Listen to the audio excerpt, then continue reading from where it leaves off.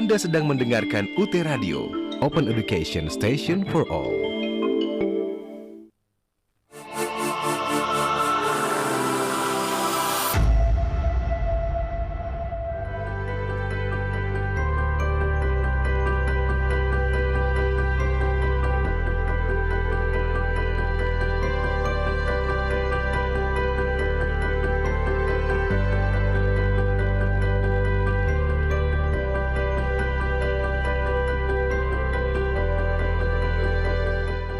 Nama saya Suraida. Saya belajar di UPBJ UT Makassar.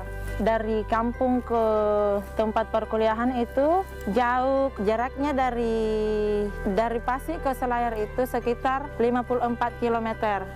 Saya nyebrang laut ke Labuan Nipaya. Kemudian saya naik motor ke Kota Benteng.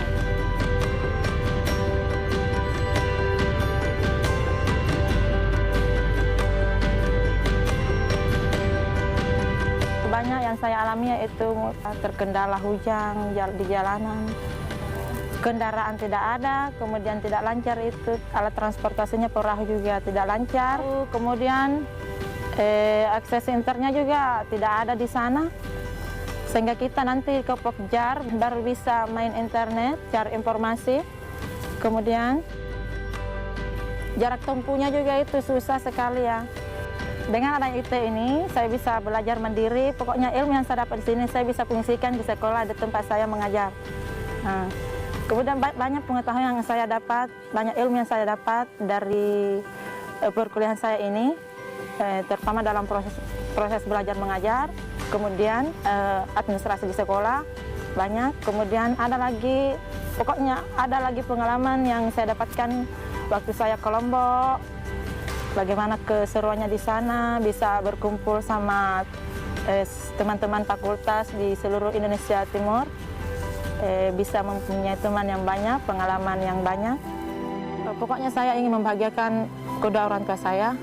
Melalui ilmu yang saya miliki, insya Allah saya berhasil, sukses nanti, dan saya bisa menjadikan kedua orang tua saya bisa membuat dia bahagia. Untuk mama, untuk ibu saya yang tersayang, saya bangga sekali punya ibu seperti itu. Meskipun dia sakit, dukungan moralnya tetap ada. Dimanapun saya berada, komunikasi lewat telepon juga tidak pernah putus-putus.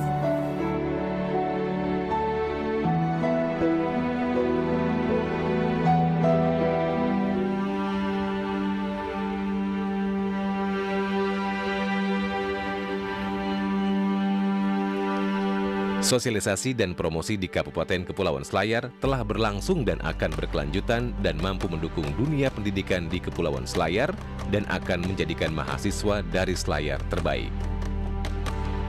UT hadir untuk mengemban amanah bangsa yang luhur dalam meningkatkan kecerdasan dan bermartabat bagi Indonesia tercinta. Mari kita bangun dan jaga negeri ini dengan mewujudkan pagar bangsa yang berkualitas.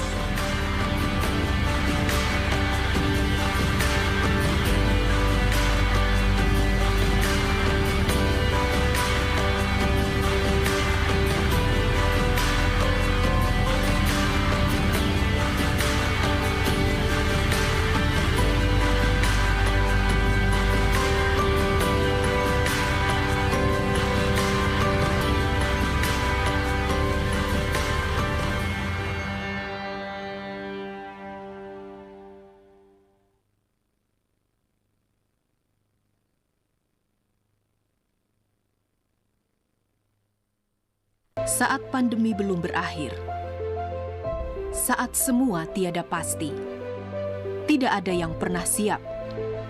Pendidikan tinggi pun harus beradaptasi. Kita harus hadapi dengan kebiasaan baru. Universitas terbuka, lebih dari 37 tahun, selalu siap dengan akses pendidikan tinggi, terbuka, dan jarak jauh.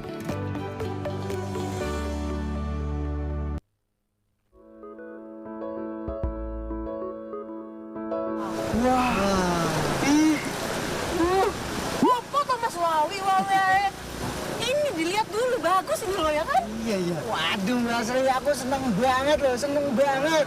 Akhirnya aku kesampean Mbak Sri. Aku kuliah sambil nelayan. Wah, aku pengen cepet-cepet ke universitas terbuka. Sampean iki dibilangin dari dulu nggak pernah mau mesti ngeyel. Iya Mbak, dia itu maunya cari ikan aja, cari duit. Makanya, nih Mas Santo, saya kasih tahu. Universitas terbuka itu ada di mana-mana. Wah, universitas terbuka ada di mana-mana. Ada di sekitar kita. Ada di sekitar kita. Oh. Iya wes kalau gitu. Mas Toh, mau kemana Toh? Mau ke UT. Aku ditinggal ya. Tunggu. Hati-hati Mas Toh.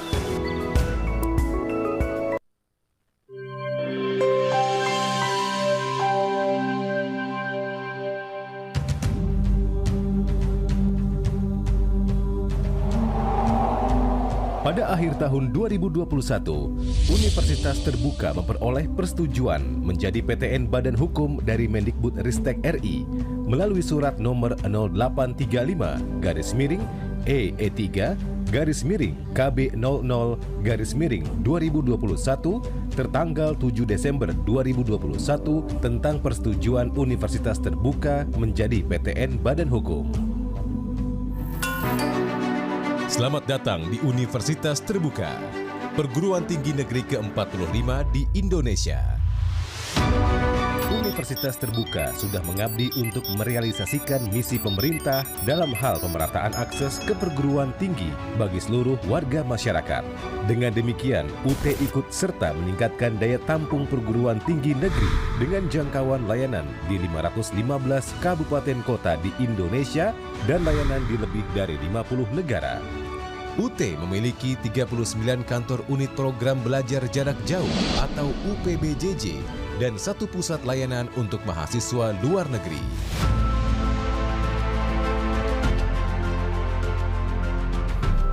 Reformasi pendidikan Indonesia melalui kebijakan Merdeka Belajar Kampus Merdeka selaras dengan visi dan misi UT, yaitu mewujudkan pemerataan akses pendidikan tinggi yang berkualitas seluas-luasnya bagi masyarakat. Melalui Kampus Merdeka, mahasiswa diharapkan memperoleh pengalaman kontekstual lapangan yang dapat meningkatkan kompetensi mereka secara utuh, siap kerja, atau menciptakan lapangan kerja baru. Universitas Terbuka sudah memiliki fondasi yang kuat dalam memanfaatkan digital learning. Fondasi ini harus terus dikembangkan untuk memfasilitasi penguasaan mahasiswa dan para dosen terhadap industri teknologi masa depan.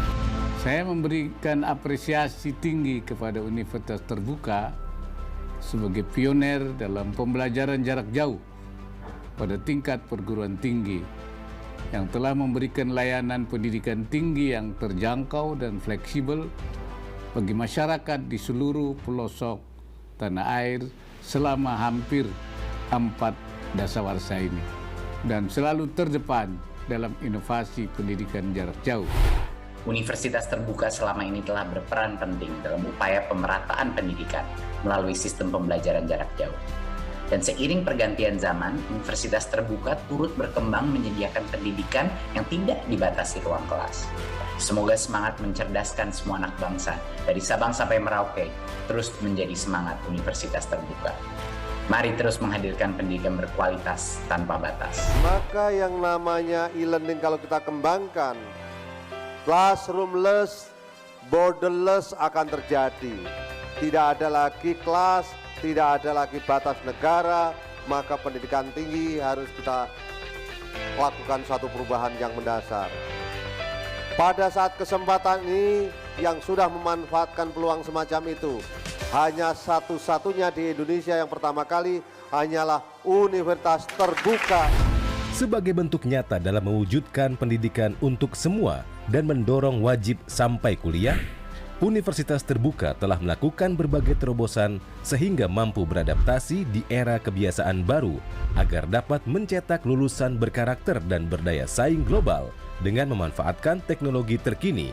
Beragam fasilitas belajar, baik yang sinkronus maupun yang asinkronus, dikembangkan dengan melibatkan pakar-pakar teknologi pendidikan dan media di tanah air. UT terus berupaya membangun sumber daya manusia unggul melalui digital learning ecosystem.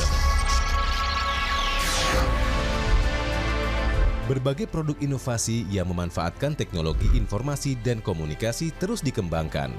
UT seringkali dijadikan kiblat oleh para mitra dalam pemanfaatan kemajuan teknologi dalam bidang pembelajaran.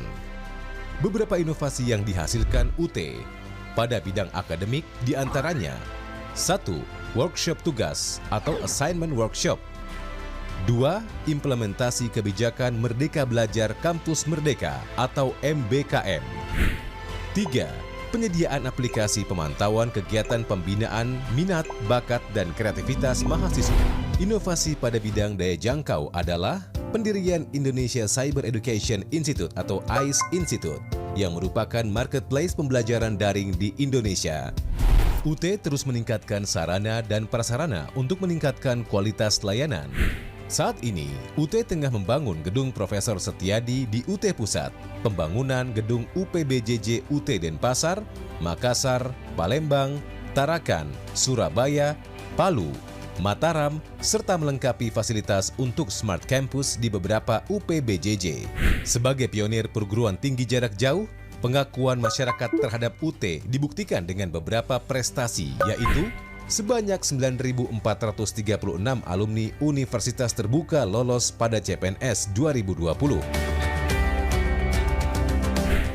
Pemerolehan Quality Certificate dari International Council for Open and Education atau ICDE untuk keempat kalinya.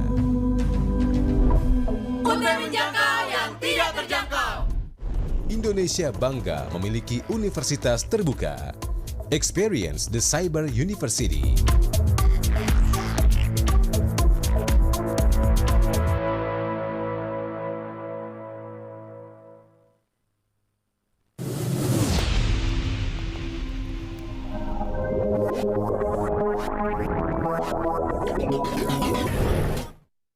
Station for All. Bersama saya Mia Purwati, tentunya kita di program seputar Universitas Terbuka. Hari ini kita sudah terhubung via Zoom bersama Ibu Mislia Ajis. Halo Ibu Mislia. Halo. Bagaimana kabarnya Bu? Alhamdulillah baik. Baik, Ibu Mislia apa Ibu Lia? Ibu Lia ya.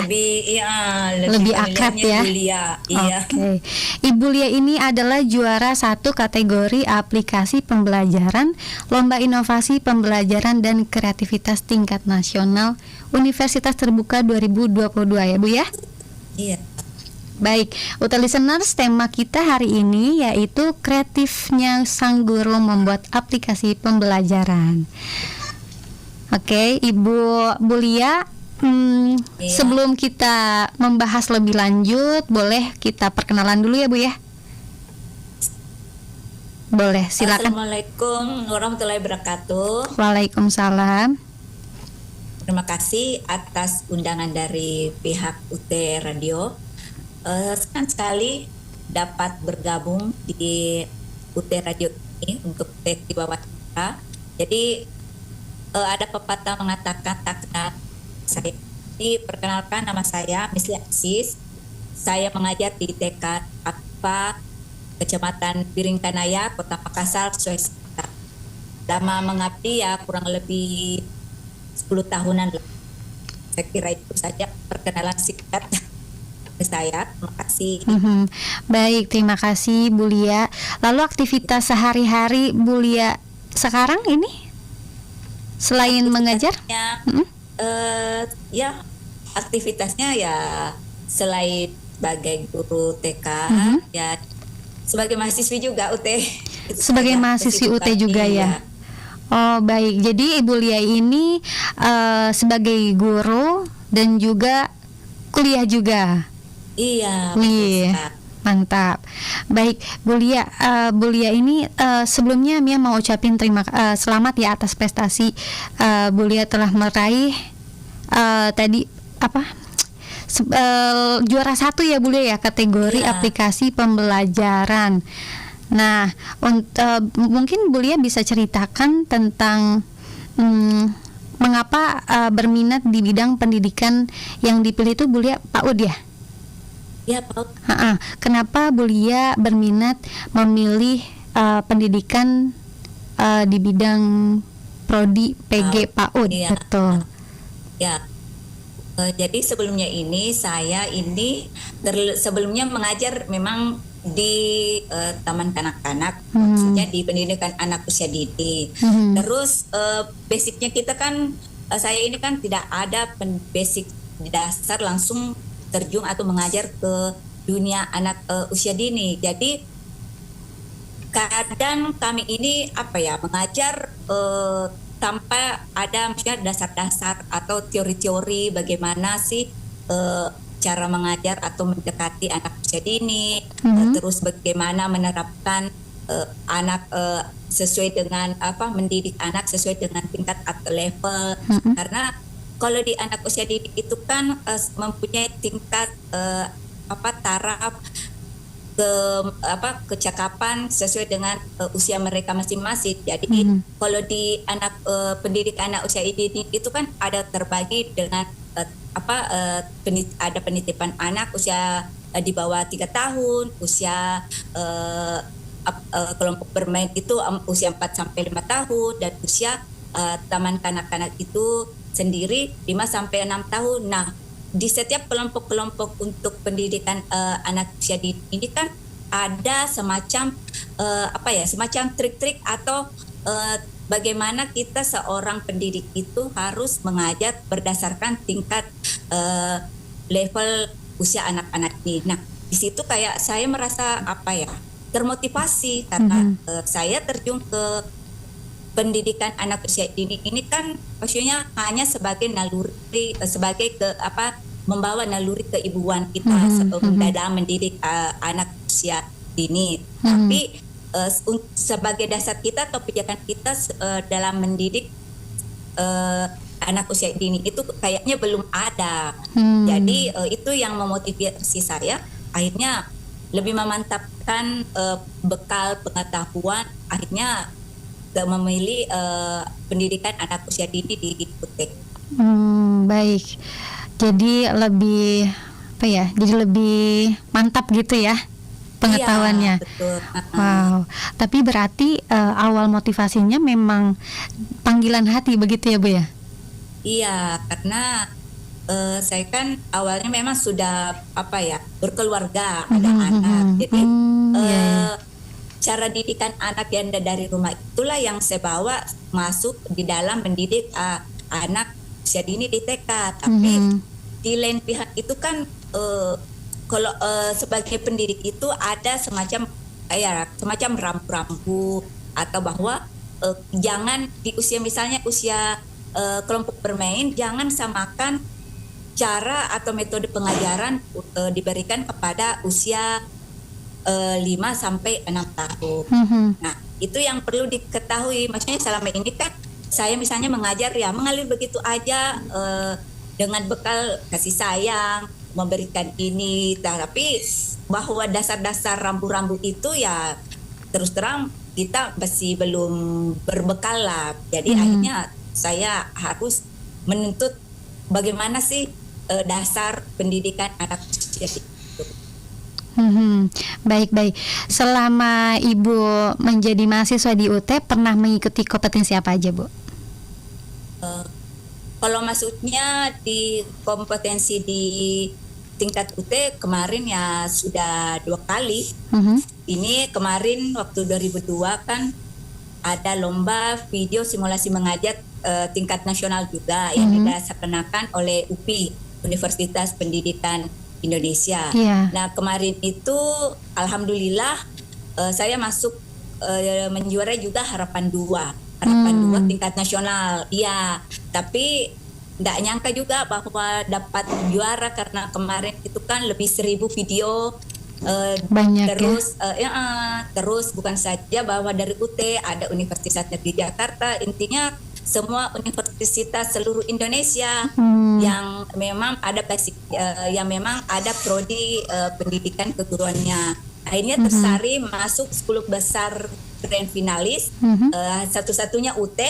Jadi saya berangkat ke Bandung, ke UPI Bandung untuk memperebutkan juara 1 sampai harapan. Dan kemarin ya tapi maksudnya saya bangga juga karena di antara 10 finalis itu cuma saya yang memang dari prodi PAUD. Yang saya kemarin, mereka itu guru SD, SMP, SMA. Jadi merinding loh saya nih.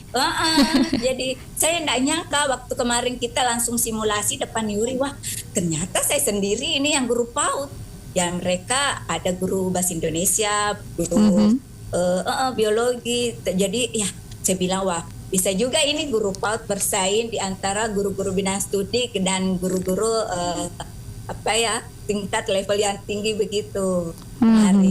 Jadi acaranya sendiri digelar di Bandung ya, di UPI Bandung.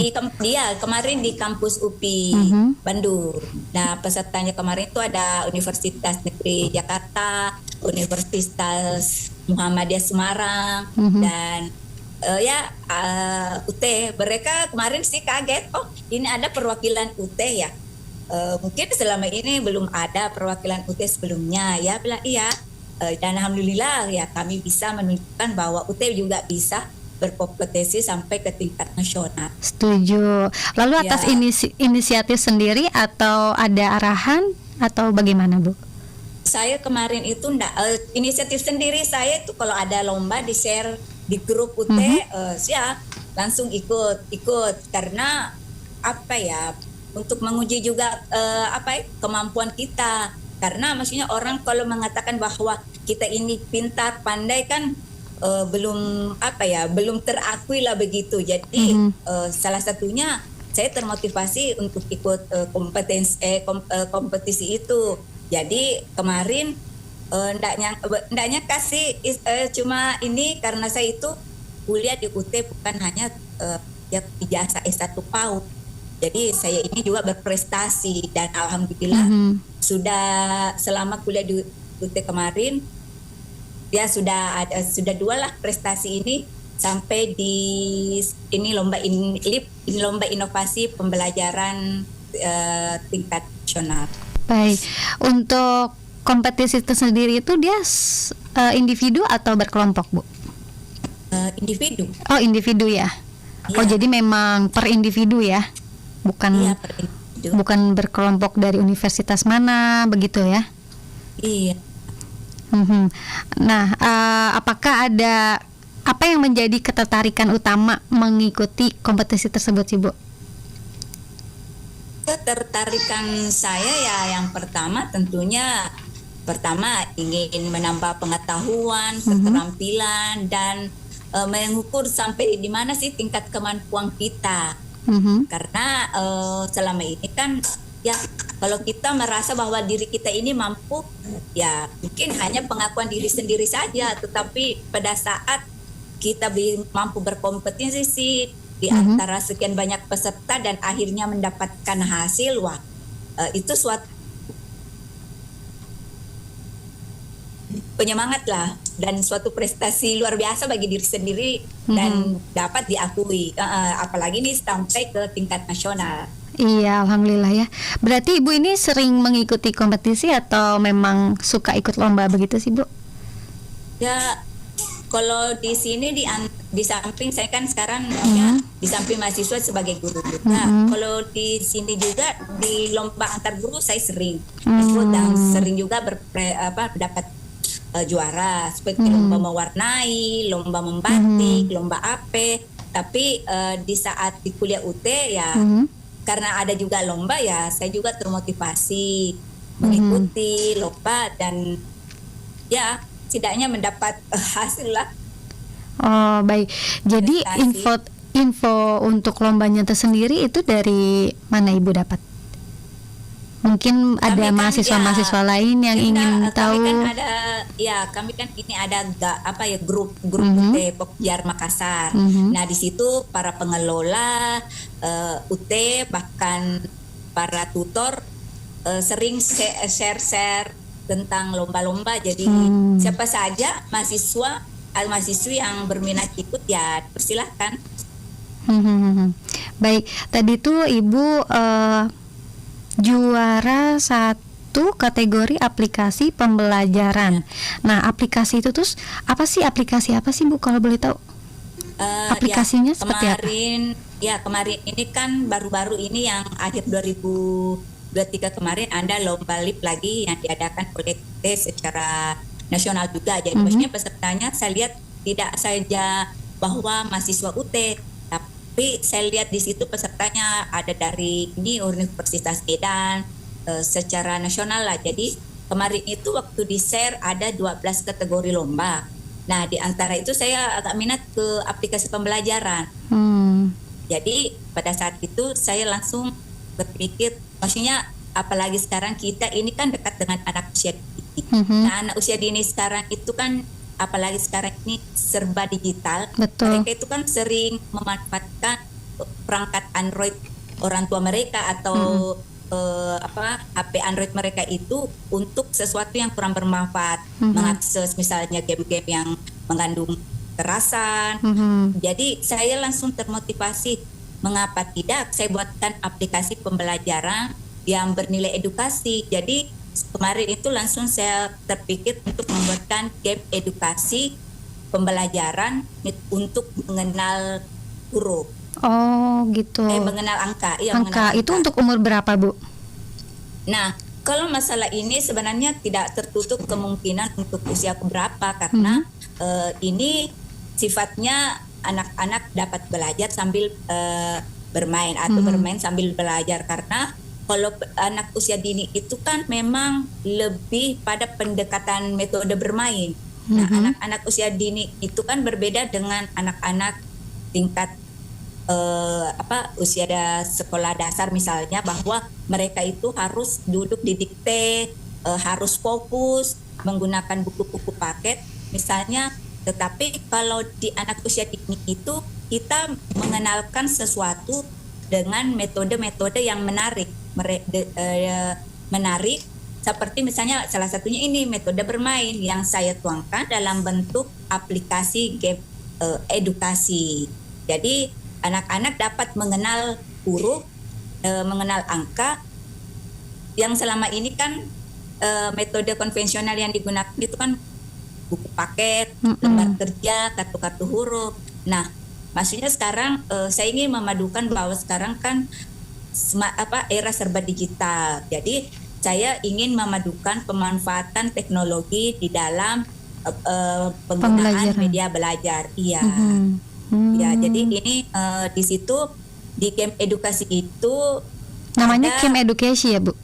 Iya, game edukasi belajar angka. Belajar angka. Jadi jadi itu dapat ini sementara proses saya mau masukkan di Play Store.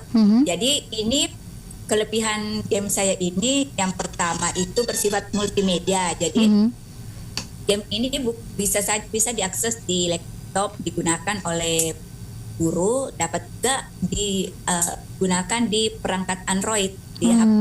Seru juga ya, jadi pengen download. Terus yang kedua ini aplikasinya praktis, mudah, menarik, dapat digunakan kapan dan di mana saja. Jadi tidak tidak membutuhkan kota atau data. Jadi gitu. Bagus jadi ya. Ini jadi mungkin jadi aplikasi saya ini bukan saja bahwa ini saya cipta atau buat untuk para pendidik atau guru PAUD supaya memudahkan mereka mengajar, tetapi di samping itu saya ingin memberikan media pembelajaran kepada anak usia dini juga yang dapat dia gunakan untuk belajar mandiri. Betul. Karena di aplikasi ini dapat dia gunakan tanpa pendampingan orang tua karena ada suara panduannya. Ada suara panduan, dan mungkin juga ini aplikasi cocok juga untuk dan sangat cocok untuk orang tua yang mungkin ingin mengenalkan anaknya pengenalan angka. Jadi ya mungkin selama ini dia menggunakan misalnya cuma poster-poster di rumah. Nah, pada saat orang tua memasang aplikasi ini ya pastilah mereka dapat dengan mudah mengajarkan pengenalan angka kepada anak-anaknya. Iya, dan bisa didampingi ataupun tanpa didampingi, karena game saya ini memang saya peruntukkan untuk tingkatan anak usia dini. Ya bisa umur 1 tahun sampai 6 tahun, karena di sini lebih pada penggunaan tombol-tombol atau simbol-simbol. Jadi anak-anak tidak perlu membaca bahwa oh ini tombol play apa sih. Jadi cukup mereka mudah dimengerti ya Bu ya. Iya, tombol play, tombol next, tombol back-nya, tombol home-nya. Jadi mungkin anak-anak yang sering main game selama ini mungkin kalau pada saat diberikan langsung aplikasi ini ya mungkin langsung dapat digunakan secara mandiri, karena familiar tombol-tombolnya ini sudah familiar lah dia gunakan di game-game sebelumnya yang biasa mereka akses. Baik, setuju sih. Jadi penggunaan medianya ini lebih terarah ya Bu ya untuk anak-anak. Baik, Ibu kita break sejenak ya Bu ya. Nanti kita akan lanjut pembahasannya di setelah ini ya. Oke, UT Listeners jangan kemana-mana, tetap bersama kami di UT Radio Open Education Station for All.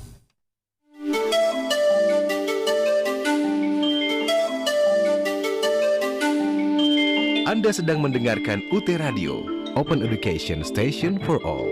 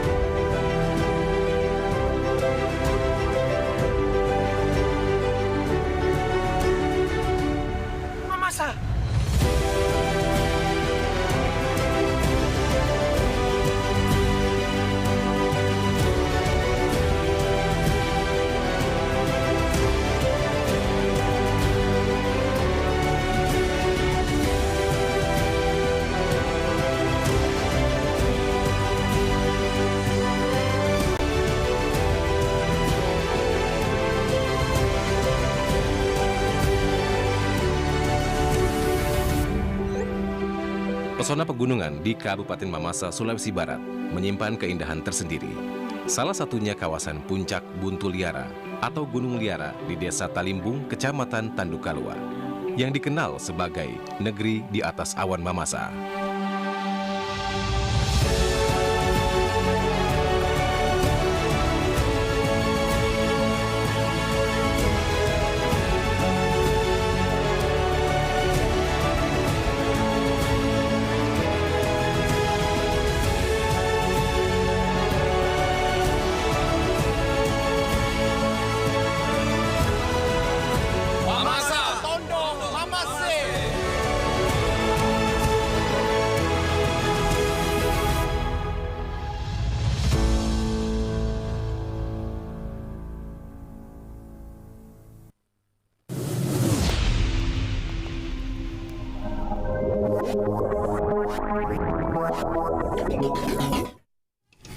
Masih bersama Mia dan juga Ibu Lia.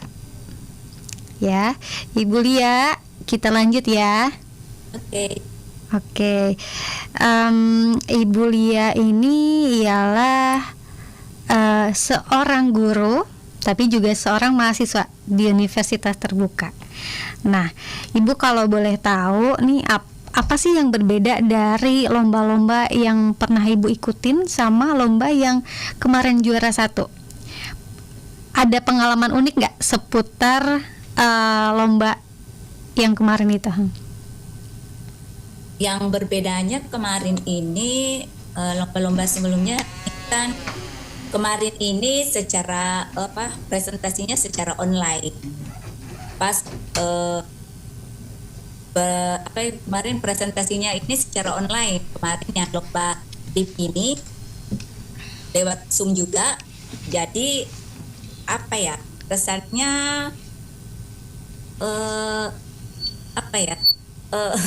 perasaannya sih gado-gado juga karena jurinya kan kemarin ada dari IT, ada dari praktisi pendidikan. Jadi langsung di samping kita presentasi tentang karya aplikasi kita, situ juga ada tanya jawab langsung dari para yuri.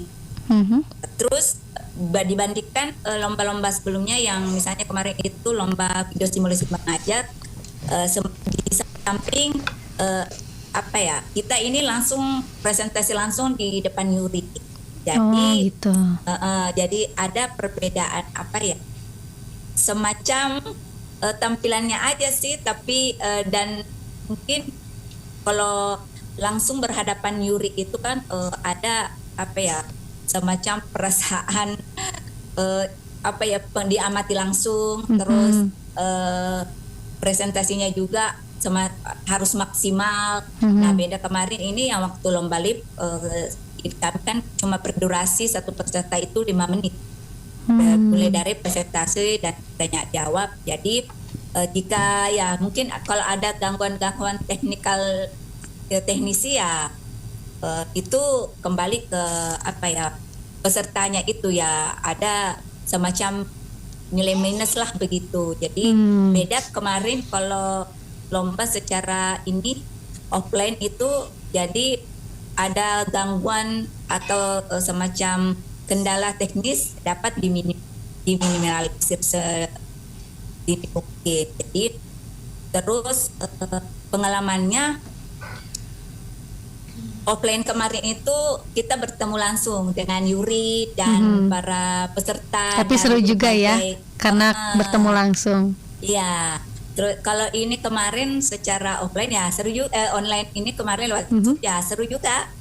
Tapi walaupun misalnya enggak secara langsung, tapi ada semacam pengetahuan yang diperoleh karena ada masukan-masukan, kritik dan saran dari para cuma kami itu juga tidak bisa melihat karya peserta lain karena kami itu diundang satu persatu masuk Zoom-nya sesuai. Jadi ada kekurangan dan kelebihannya juga ya. Jadi kita menerka-nerka aja bagaimana sih karya yang lain. Tapi alhamdulillah kemarin dapat juara 1. Alhamdulillah. Untuk tahap-tahapannya sendiri untuk mengikuti lomba itu ada tahap apa aja sih Bu kalau boleh tahu? Kemarin itu kurang lebih kemarin itu ada berapa bulan ya? 3 bulanan mungkin karena pas kemarin mulai bulan 9, bulan 8, akhir bulan 8. Nah di situ pendaftaran secara online, semacam pemasukan proposal gitu, mau lomba apa, aplikasi apa, dan langsung judulnya apa, mau masuk ke judulnya apa, aplikasinya. Jadi pada saat itu saya spontan saja, walaupun belum dieksekusi aplikasinya, cuman syaratnya kemarin mendaftar itu harus sudah masukkan kategori apa, terus judul lomba, judul karyanya apa. Sudah itu kurang lebih 2 minggu 3 minggu saya lihat ada 800 peserta untuk kategori aplikasi pembelajaran tersebut. Jadi 2 minggu itu tersaring masuk ke berapa itu 50 besar ya, alhamdulillah masih ada nama. Terus bulan 10 ada pemasukan lagi untuk 10 finalis. Ya alhamdulillah sudah ada masih ada nama saya dan ada dari UT dan sudah campur, sudah ada Universitas Medan, dari mana itu kemarin ya, dari Sulawesi ada berapa orang juga. Intinya bulan 11 kemarin sudah tahap ke 6 finalis. Nah 6 finalis itu UT termasuk saya 2 orang kalau tidak salah, ada dari Medan juga kemarin, masih ada dari Jember kan berapa 1 orang juga. Jadi ada tahap 4 kali kayaknya. Tahapannya sampai pada puncak, sampai pada finalis ya. Lalu bagaimana dorongan? Jadi ada tahap penyaringan ya begitu. Jadi dilihat mungkin dan ada seleksi administrasinya juga, seleksi judul, dan sampai pada tahap. Jadi tahap-tahapannya tidak mudah ya, karena dari seleksi per seleksi begitu. Iya, per seleksi. Maksudnya kemarin nggak nyangka juga, karena kemarin itu kan kalau saya buka di akun SIA itu kan muncul nama judul aplikasi mereka, ada judul aplikasi belajar statistik, dan kemarin memang juga yang masuk ke 6 finalis itu cuma saya yang guru out juga. Yang kemarin itu rata-rata guru bidang studi, ada upload aplikasi statistika, ada aplikasi pokoknya intinya bukan dari pendidikan anak sendiri. Jadi kemarin saya berpikir wah, kecil sih kemungkinan untuk mungkin menang, karena mereka kan sudah mungkin terbiasa ya. Kalau sekolah SMP menengah ke atas itu mereka itu sudah terbiasa dengan pengenalan teknologi untuk guru-gurunya. Beda kita dengan anak usia dini, belajar tatap muka itu lebih dekat dan lebih erat dengan para peserta didik kita sendiri. Lalu kan lomba ini tuh menjadi ajang menunjukkan bakat atau kemampuan. Lalu bagaimana dengan kuliah yang sedang Ibu jalani? Apa ada kaitannya dengan kuliah? Ya terus terang ada, karena maksudnya dalam penerapan pembuatan aplikasi ini kan kita memang sudah diajarkan di misalnya ke mata kuliah bermain anak. Jadi tentunya kita ada dasar bahwa anak itu senang dengan metode bermain. Jadi itu yang mendasari saya membuat aplikasi game edukasi yang ada menu belajar dan anak ada bermainnya.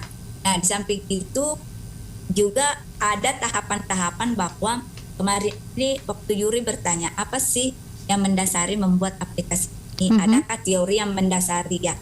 Saya tentunya mengatakan bahwa saya membuat aplikasi pembelajaran berbasis Android ini yang berkaitan dengan era digital sekarang ini, tentunya didukung oleh teori konstruktivitas, bahwa maknanya bahwa di teori konstruktivitas itu seorang pendidik harus mengikuti perubahan atau perkembangan masa.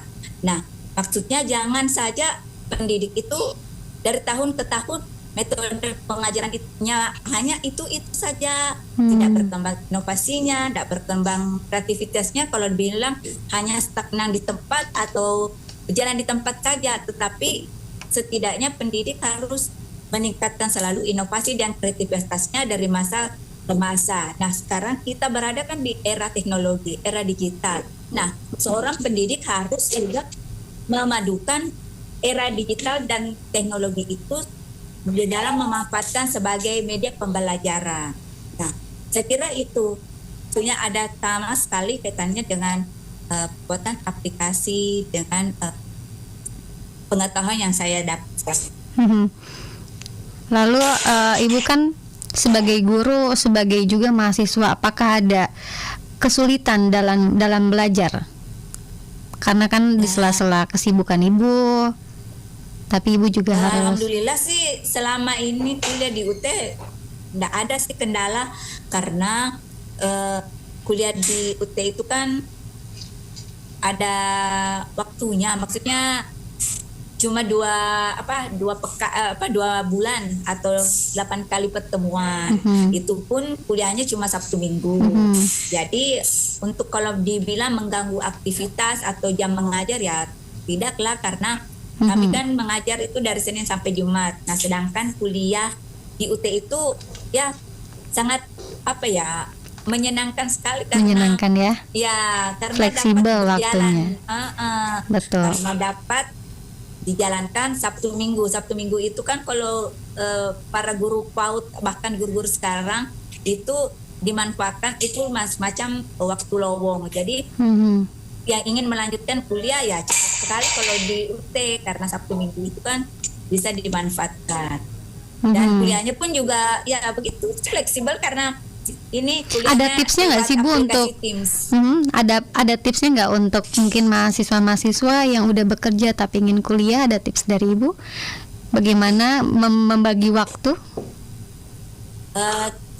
Kalau saya sih tipsnya ya intinya jalani saja. Kuliah di UT itu sangat menyenangkan karena waktunya lebih praktis, menyenangkan juga, fleksibel, terus tugas-tugasnya pun dapat secara online, ada aplikasi Teams-nya, dan ada ini lewat tutorial online juga. Jadi sangat mudah lah bagi orang-orang yang ingin nyambi sambil kuliah, sangat cocok untuk kuliah di UT.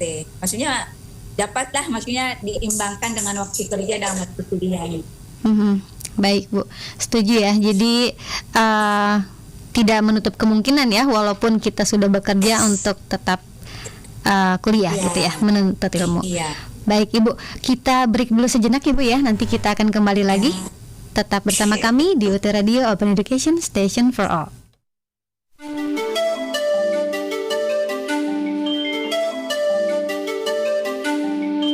Anda sedang mendengarkan UT Radio Open Education Station for All. Pendidikan jarak jauh.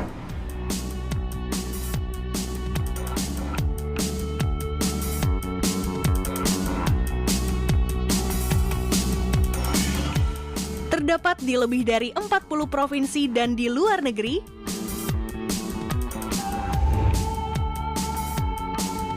Bahan ajar mudah didapat.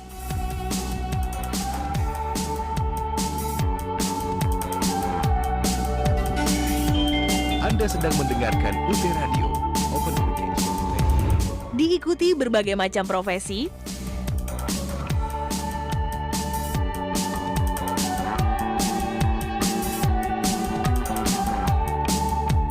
mencetak lulusan berkualitas,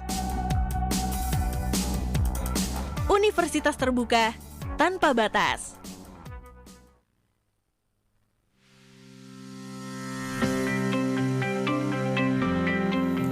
Para mahasiswa baru Universitas Terbuka dimanapun Anda berada, perkenalkan saya Bayu Oktara, alumnus S1 Ilmu Komunikasi UT tahun 2016. Saya dan seluruh sivitas akademika Universitas Terbuka mengucapkan selamat bergabung di Universitas Terbuka. UT adalah perguruan tinggi negeri ke-45 di Indonesia yang selalu mengedepankan inovasi di bidang pendidikan jarak jauh agar selalu sesuai dengan perkembangan teknologi informasi saat ini, sehingga UT sering disebut juga sebagai Cyber University of Indonesia. Sejak tahun 1984, UT telah hadir memberikan layanan pendidikan tinggi dengan sistem terbuka dan jarak jauh.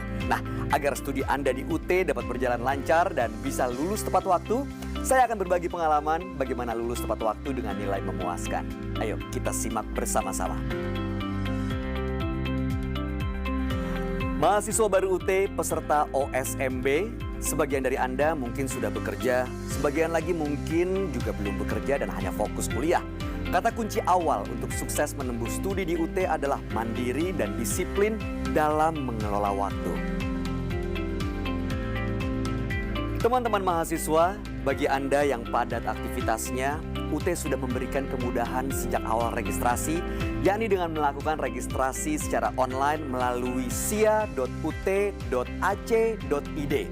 Setelah melakukan registrasi dan resmi menjadi mahasiswa UT, Anda perlu mempersiapkan diri untuk mengikuti perkuliahan di UT. Saya akan contohkan beberapa hal yang saya lakukan ketika saya kuliah di UT. Awalnya saya ragu bisa mengatur waktu antara kuliah dan bekerja karena aktivitas saya di dunia entertainment. Hal pertama yang saya lakukan setelah registrasi adalah membaca dan mempelajari katalog UT. Di dalam katalog ini tersedia semua informasi yang berkaitan dengan proses perkuliahan kita. Kemudian saya memastikan bahan ajar atau buku materi pokok yang saya terima adalah bahan ajar edisi terbaru sesuai kurikulum program studi di katalog. Langkah berikutnya saya juga berselancar di laman UT yaitu www.ut.ac.id. Beragam informasi tersedia juga di sini, termasuk berbagai materi pengayaan perkuliahan, juga bahan ajar digital yang tersedia di ruang baca virtual. Teman-teman mahasiswa baru UT, langkah selanjutnya yang saya lakukan adalah mencermati kalender akademik. Bagi teman-teman yang mengambil sistem paket semester atau SIPAS non-tutorial tatap muka ataupun non-SIPAS, cermati jadwal tutorial online dimulai kapan. Pastikan pada saat registrasi mandiri melalui www.sia.ut.ac.id ataupun melalui sentra layanan UT, Anda telah meregistrasikan mata kuliah untuk mengikuti tutorial online. Selanjutnya, lakukan aktivasi dan mengisi form kesediaan mengikuti tutorial online sebelum batas waktu terakhir di laman elearning.ut.ac.id. Selama 8 minggu pelaksanaan tutorial online, teman-teman akan diberikan materi inisiasi setiap minggu, berdiskusi di forum diskusi, dan diberikan 3 tugas wajib. Bagi teman-teman yang mengikuti tutorial tatap muka ataupun tutorial webinar sebagai pengganti tutorial tatap muka, jangan sungkan bertanya kepada UPBJJ, Pokjar, atau sentra layanan UT tentang jadwal pelaksanaan tutorial tatap muka. Nah, langkah berikutnya, lihat jadwal ujian akhir semester. Dengan demikian, Anda akan dapat memperkirakan berapa lama waktu belajar yang dimiliki hingga pelaksanaan ujian akhir semester. Teman-teman semua, banyak yang bertanya kepada saya, bagaimana cara saya mengatur waktu belajar di tengah padatnya aktivitas. Dan banyak yang mengatakan bahwa kuliah di UT itu sulit untuk memperoleh nilai bagus dan sulit lulus tepat waktu. Saya buktikan hal itu tidak benar. Saya akan berikan rahasianya kepada Anda agar bisa lulus tepat waktu dan mendapat nilai yang bagus di UT. Pertama, saya tanamkan tekad, motivasi, dan sifat disiplin. Saya targetkan harus lulus dalam sekian tahun, meskipun di UT tidak ada istilah drop out atau DO. Kedua, merancang strategi belajar yang tepat. Salah satunya dengan mengelola waktu belajar disesuaikan dengan kesibukan aktivitas sehari-hari. Saya membuat target belajar dari hari Senin sampai Sabtu. Setiap hari saya menyisihkan waktu minimal 2 jam untuk membaca buku materi pokok dari salah satu mata kuliah yang saya ambil. Minimal saya tuntaskan membaca 1 modul sembari mengerjakan latihan formatif dari setiap modul. Terkadang hingga 2 modul per hari untuk 1 mata kuliah. Dengan cara ini, saya merasa lebih siap untuk mengikuti ujian akhir semester, baik itu ujian tertulis ataupun mengikuti sistem ujian online atau SUO. Hal tersebut mesti dilaksanakan secara disiplin. Patuhi jadwal yang dibuat, apalagi bagi teman-teman yang mengambil jumlah SKS maksimal, yaitu 24 SKS. Tentunya jadwal setiap orang akan berbeda-beda, menyesuaikan dengan kondisi dan waktu yang dimiliki. Ingat, kemandirian dan kedisiplinan adalah kunci sukses belajar di UT. Para mahasiswa baru UT, untuk menunjang kelancaran kuliah di UT sudah disediakan juga berbagai materi pengayaan online. Nah, bagi teman-teman sebaiknya ini juga diakses. Apalagi teman-teman yang mengaku sebagai generasi milenial dan menjadi bagian dari lebih 300.000 mahasiswa UT saat ini. Mari berselancar di dunia maya. Kita bisa mengakses perpustakaan digital, sumber pembelajaran terbuka atau SUAKA, UT TV di YouTube, streaming UT Radio, guru pintar online, dan lainnya. Semuanya bisa diakses. Station for All masih bersama Mia dan tentunya Ibu Lia. Ibu Lia. Iya. Oke, Bu Lia, kita menyapa dulu ya teman-teman yang sudah bergabung di Universitas Terbuka TV. Di sini ada Mbak Yuni Imaniarti. Halo Mbak Yuni. Terus juga ada Happy Salulemo, hadir menyimak dari Mamasa, Sulawesi Barat, UPBJJ. UT emang keren katanya. Begitu. Oke, kita lanjut nih ya. Bu Lia, Ibu Lia, menurut Bu Lia nih, bagaimana sih harapan seorang Bu Lia terhadap universitas terbuka di masa yang akan datang, maupun dengan profesi Ibu sekarang menjadi guru PAUD, bagaimana harapan Ibu? Silakan. Harapan saya untuk pribadi saya ini, teman-teman mahasiswi pada umumnya, yaitu saya lebih mengharapkan bahwa mereka dapat memanfaatkan potensi dan kesempatan ada di depan mata untuk terus berkarya, agar apa yang mereka hasilkan itu selain dapat bermanfaat dan dirasakan oleh diri, dapat juga dipesan oleh masyarakat luas.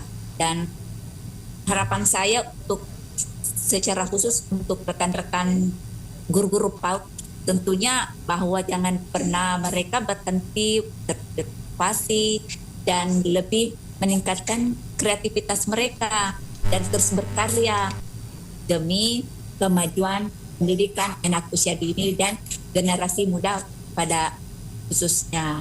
Dan harapan saya untuk UT sendiri bahwa mereka UT ini setidaknya terus bisa mewadahi para mahasiswi dan mahasiswi yang ingin mengembangkan bakat dan potensi mereka, baik tingkat lokal ataupun secara nasional. Saya kira itu. Baik, terima kasih Bu Miss Lia Ajis ya. Bu, kita sudah tidak terasa ya sudah di penghujung acara. Tapi Mia mau mengucapin selamat lagi kepada Ibu Miss Lia Ajis atas juara 1 kategori aplikasi pembelajaran Lomba Inovasi Tingkat Nasional 2022 ya Bu ya.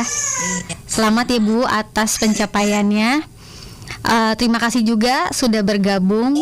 Hari ini kita bincang-bincang, semoga nanti di lain waktu kita bertemu lagi.